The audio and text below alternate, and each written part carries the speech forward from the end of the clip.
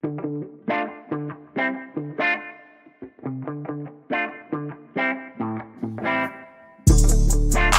welcome back in, everybody, to another edition of the Auburn Undercover podcast on the 24/7 Sports Network.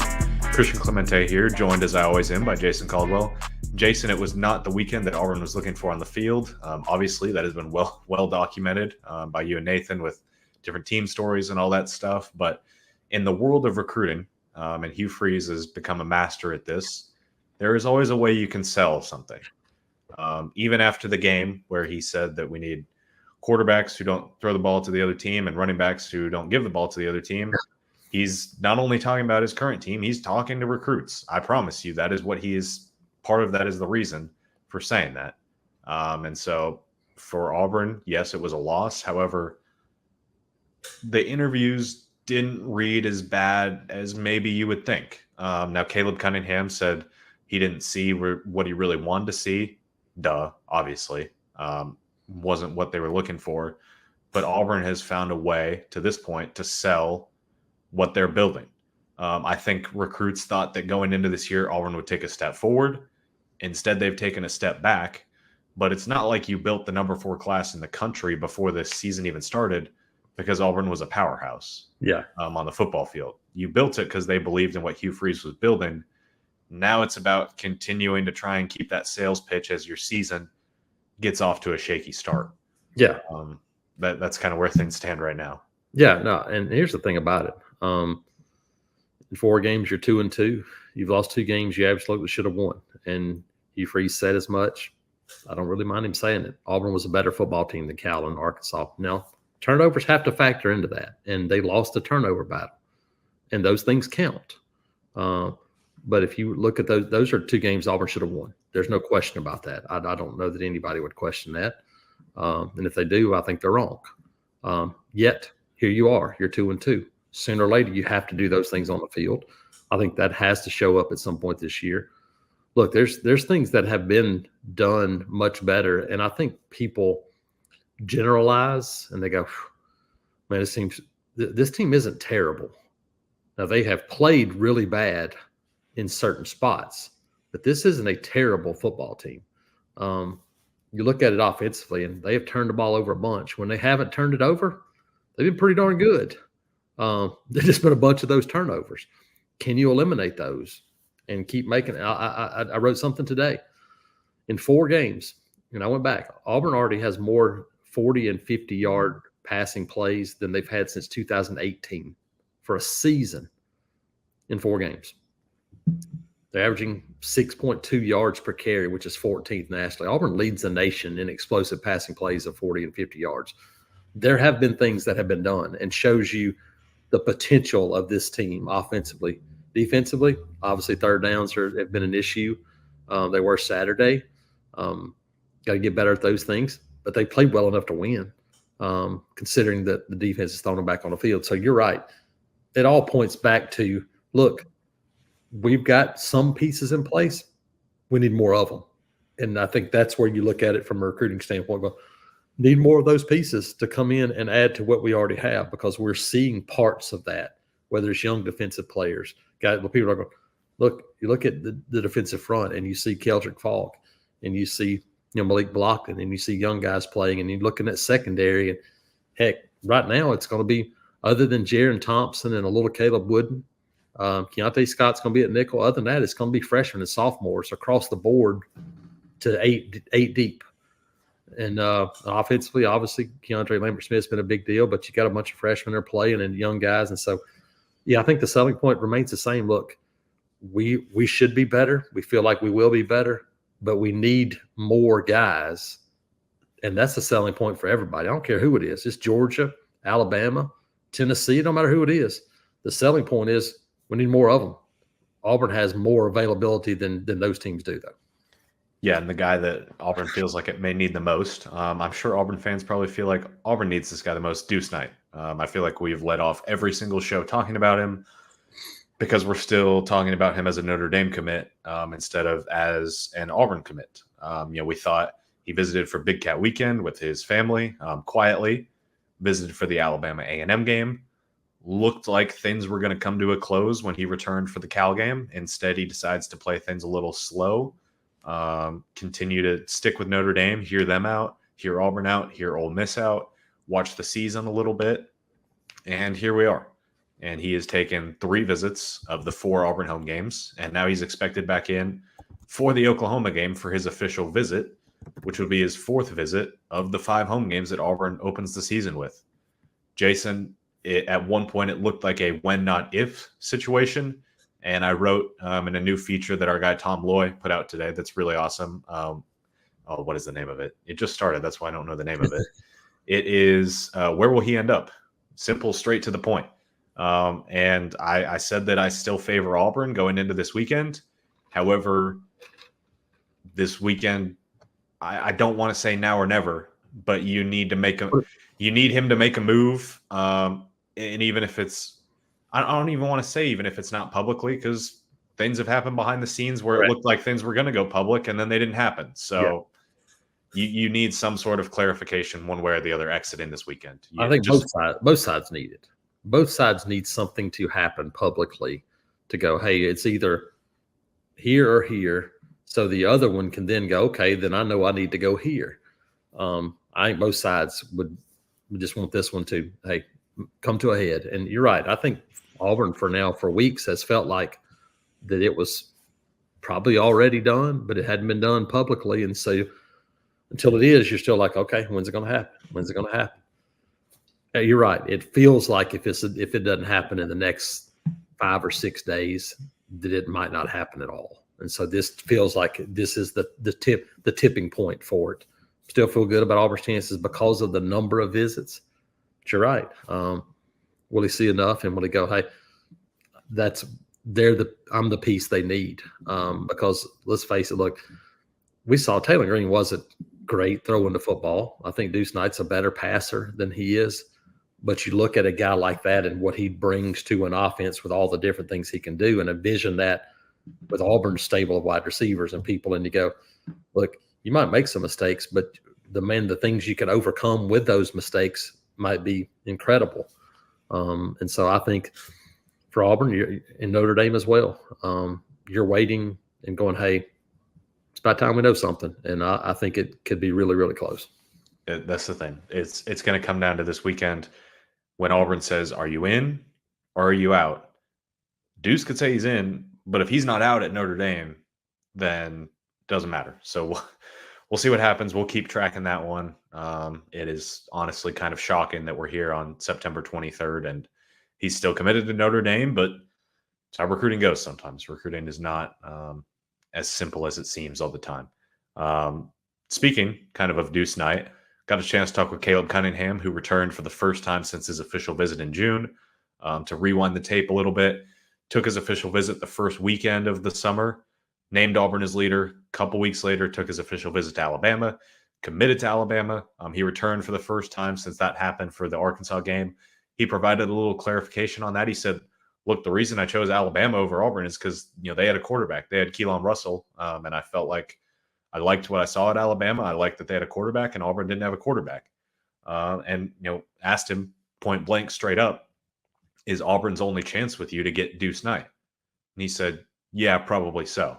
Now, if Auburn were to move on from Deuce Knight, things don't go well this weekend, and Auburn got another highly ranked quarterback, whoever that may be, Auburn would probably still have a chance. But as of right now, of course, Deuce Knight is the main target.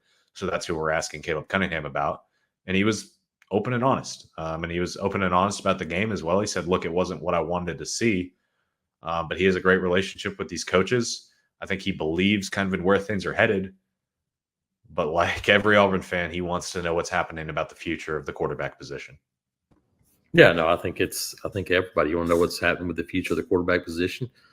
You want to see more offense, even though I just talked about the big plays on offense. It has to start adding to points and wins.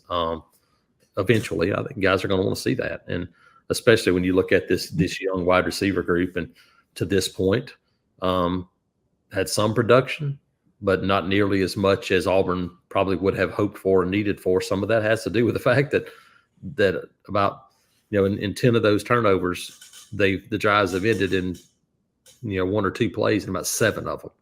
So you've cost yourselves a lot of opportunities and plays. I mean, plays per game. I don't know where Auburn is right now, but it's really low for a team that uses some tempo because of those turnovers. So, yeah, if you're looking at it from a skill position standpoint, you want to see more. And obviously the quarterback is going to be a big part of that. I think we both expect that there'll be a transfer quarterback after this year as well. And my guess is it's going to be somebody that they go and go after that's a pretty big name. No matter what happens with Deuce or No whoever. matter what happens, I think you're going to go after one of those guys too. That will impact things on the back end probably in December. But you'd like to go ahead and have some of those pieces in place and then be able to go figure out what that is after. Transitioning to up front, where Auburn has had a ton of success in recruiting this year. Wrote about it a little bit. Nelson Maguire, huge offensive lineman from Texas, 6'4", 320. That's what he's listed at. That's about almost exactly what he measured in at as well. Don't remember the exact length, but was told that he measured in with pretty long arms as well, at least for his size. And there was a belief that he could potentially play right tackle as well as where he's being recruited as a guard. And he took his official visit a couple weeks after getting offered. He had been talking with Auburn before that offer, but gets offered beginning of September, visits a couple weeks later, names Auburn as leader after that. I went ahead and put in a crystal ball because I think Auburn sits in a pretty good spot with him, more than just being his public leader. Jason, we've seen Auburn load up D-line and O-line for that matter. But you've got Tavares Dice, you've got Brody Scholl, you've got Ty Buster, you've got Jacoby Ward, you've got Spencer Doland. You're still after Andrew Babalola. This doesn't have anything to do with him. You're still in the mix there. And then you could potentially add a guy like Nelson Maguire, who what Auburn is doing up front and how they're rebuilding that. I know the offensive line isn't what fans kind of hoped it would be this year. It's still about the same as maybe it was last year. But you look at some of the young pieces that you have. Drake Carter flashed a little bit when he played against New Mexico, and he only got here in the summer. A guy like Tyler Johnson, a little rough around the edges still, but a guy that they truly believe in. Connor Liu is only a true sophomore. Plenty of young pieces there, and you're adding a lot of young talent in this 2025 class, and Nelson Maguire might be the next one to join. Yeah, big physical offensive lineman probably would be a guard, but could probably play right tackle as well. So the guy gives you some options. But I think you see the trend of what they were looking for on the offensive line. Long body guys as a potential left tackle, and then big body guys that can move some people at those other spots. And that includes maybe right tackle as well. So you look at the guys they've already recruited and already have committed in this class. And, obviously you mentioned DeAndre Carter, Ty Buster. I mean, they want big athletic guys. And this is another one of those guys that fits the bill for that. So I think it would be a guy they would really love to have. And I think him showing up probably only made that even more of a thing for Auburn once they got to see him in person. They got a chance to see his size and his frame and how he's built and get to know him a little more. I think he's a guy that has moved up Auburn's board for sure. A guy that has been at the top of Auburn's board really from the get-go. Naeem offered that. I mean, that goes back a couple of years at this rate of Auburn recruiting him. Jason, we got to go and see him and Shamar AR play. Let's honestly just lump these two together. Got to see them play against each other. Well, their teams play against each other on Friday night as Parker played against Carrollton. Both of them were back on campus on Saturday. Got a chance to talk with Shamar after the game. He said Auburn's one of the kind of main contenders pushing to flip him from USC. He doesn't usually say a whole lot. There wasn't a ton of noteworthy news after his interview. Did not talk with Naeem after the game. He wasn't super interested in talking, but did talk to him after the game on Friday night and got some interesting notes there where he originally wasn't even planning to visit this weekend, but decided to kind of change up his schedule last minute, and he's expected back in for the Oklahoma game as well. But he was pretty open about Auburn. He had some really good quotes that I would highly encourage subscribers at Auburn Undercover to go read, even though that story is a couple days late, if you didn't read it, just to kind of hear what he had to say. So 2 priority cornerback targets, and I think Auburn is it clearly. I mean, we touched on the DBs earlier. Auburn can clearly pitch early playing time and has evidence of it. And these are 2 guys that have the size, the length to be able to do it. Yeah, no question. I mean, this is going to be a group that by the time you get to the end of the year, you're going to have some experienced younger players. But they'll still be guys that just have, a handful of games under the belt. So there's going to be opportunity. And the thing is, there's not a ton of depth. So you're going to be able to, hey, look, we may have some guys returning that play a lot of football, and they may still be young, but we don't have a ton of guys. So we need more. We need somebody to step in and come right now and have a chance to get on the field. And so, that opportunity is absolutely there. And you mentioned Naeem Alford, and a guy that's freakish athlete. And I think continuing to improve his ball skills at corner. They're playing him at running back some. He's shown some physicality. Well, I think it's going to be big for him moving forward as a defensive player, that he's having to play a little running back and kind of get in there, get more physical. I think it's going to help him be more physical on the outside. And so, opportunity is there, much like it is everywhere else. There's not a position on this team where Auburn can't say, hey, opportunity for playing time. There's not one spot. That's a good spot to be in, but it also shows you where you are right now, which is you're not bringing guys in to go, hey, come. You're bringing guys in because you got to have them everywhere, because that's what you were left with, and you've had to rebuild it and add some spots and do some things through the transfer portal, but you've got opportunity across the board, and that's a selling point. Touch on a couple. Actually, let's touch on Jordan Carter first, because we were talking about the Friday night game there in Parker, and Auburn's defensive tackle commit was dominant. I mean, he's ranked as a top 100 player for us. He absolutely looked like a top 100 player. When you see a guy who's built like a brick and looks more like a nose tackle, you don't expect them to necessarily be a huge disruptor in the passing game. He's a disruptor all over the field. Doesn't matter the play at defensive tackle, and he played every single snap on Friday night. Yeah, I'm not sure that when you start breaking down interior defensive linemen, and I know 24/7 we have Jordan Crawford ranked higher than most, maybe more higher than anybody, and he's ranked as the 13th defensive lineman in the country. I don't know that there's 12 defensive linemen better than him, interior guys. I mean, he was really good, and the thing about him is you look at him and you go, probably going to play at 15 to 20 pounds lighter than he is right now. He is extremely strong, uses his hands, he strikes opponents, and he was just killing people. And we spoke to Carrollton coaches afterwards, and they're like, yeah, that guy was a disruptor. He was a problem.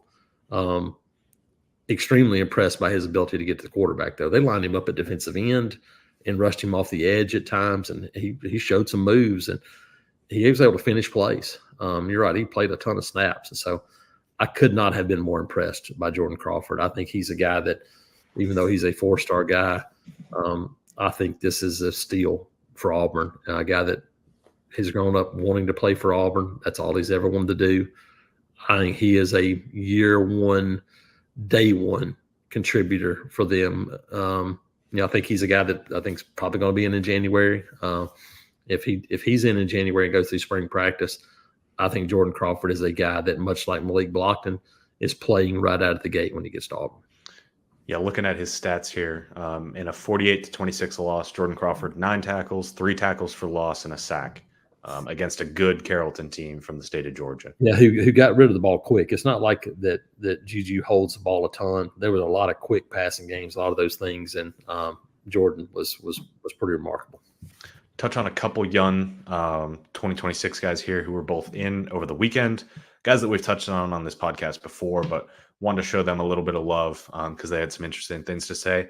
Devin Gardner might have had one of the most interesting interviews of the entire weekend, honestly. And I say that in a good way for Auburn because he was very complimentary of Auburn. He said that he saw what he wanted to see out of the offense. He saw what he wanted to see out of the wide receivers. He said outside of quarterback play and the obvious turnovers there, he liked what he saw. And he felt like if Auburn gets a good quarterback in the 25 class and the 26 class, which is what he's in, then he would feel very comfortable with where Auburn is at. And he liked a lot of what he saw, which I thought provided a lot of good context for people who may not fully understand how recruits, what lenses they're watching a game from necessarily.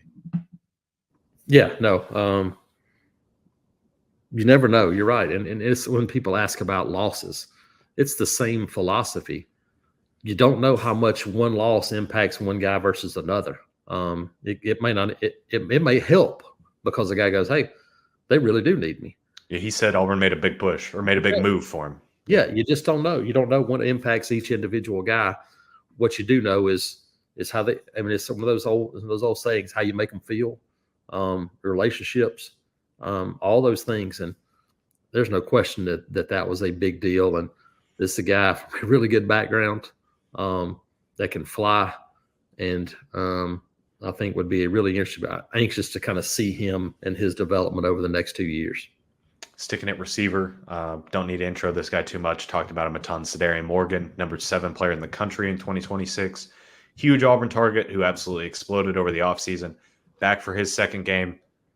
Similar to Devin Gardner, felt like he said a lot of complimentary things about the receivers and kind of where that everything is headed. And looking for more out of quarterback. I feel like a broken record, but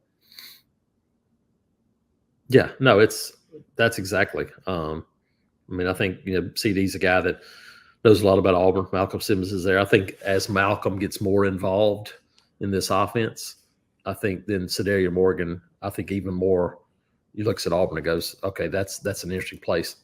You're going to have to be better on offense for some of these guys. There's no question about that. It's also guys that have a little bit of time. And so there's not a rush to do that. It's part of the process going, hey, can you show guys improvement? Can you show them, hey, we're heading in the right direction? Like I said, there's parts of that are there. Your parts of that of creating big plays in the passing game and throwing a football are there. Can you stop turning it over and turn those into points and winning games? Then it all starts to maybe come together a little bit more. Jason, unless I'm missing anything, and there's some other guys that we could talk about, but we'll probably wrap it up there. Try and keep it a little bit of a shorter show as we're recording here late on Monday night. But should be another big weekend of visitors for the Oklahoma game. Even with Alabama hosting Georgia, Auburn will get its fair share of guys on campus, just as Alabama will. And it'll be interesting to see who shows up. Hopefully the weather with the hurricane or tropical storm, I don't know what it's at right now, doesn't affect things too much for guys trying to get up. So we'll have to see how that affects things, I guess, a little bit. But should be a pretty big weekend, obviously headlined by the return of Deuce Knight for the 4th time, this time his official visit, and Sam Turner, the Georgia Tech commit, for his official visit, plus 3 commits taking their official visit as well. Yeah, I think it's an important one. At Auburn, can they finish this homestand on a positive note? That's really, I think, a bunch of this weekend for me. Like I said, I don't think individual games matter, but I think you look at it and go, hey, collectively, got to show something on the back end of this. And Oklahoma's obviously a team that really talented, huge name, huge opportunity game, 2:30 ABC game. I mean, this is a big one.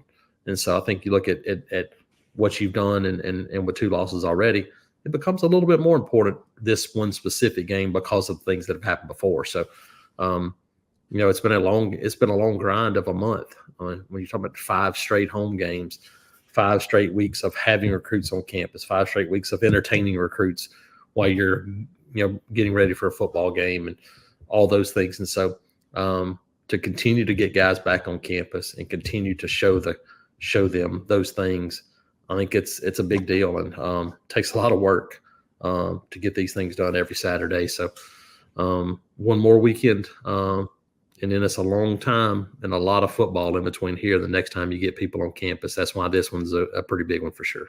Yeah, an opportunity you can't wipe away the 2 losses. Those happened, but you can certainly change the narrative of where things are at. You can leave a little bit better taste in everybody's mouth after this homestand for sure. Yes. So it'll be an interesting one. We'll have it all covered at auburnundercover.com.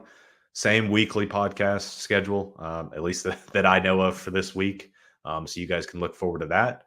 And we'll have probably a little bit more recruiting talk as well on Thursday Night Live, which, again, shout out to Patrick.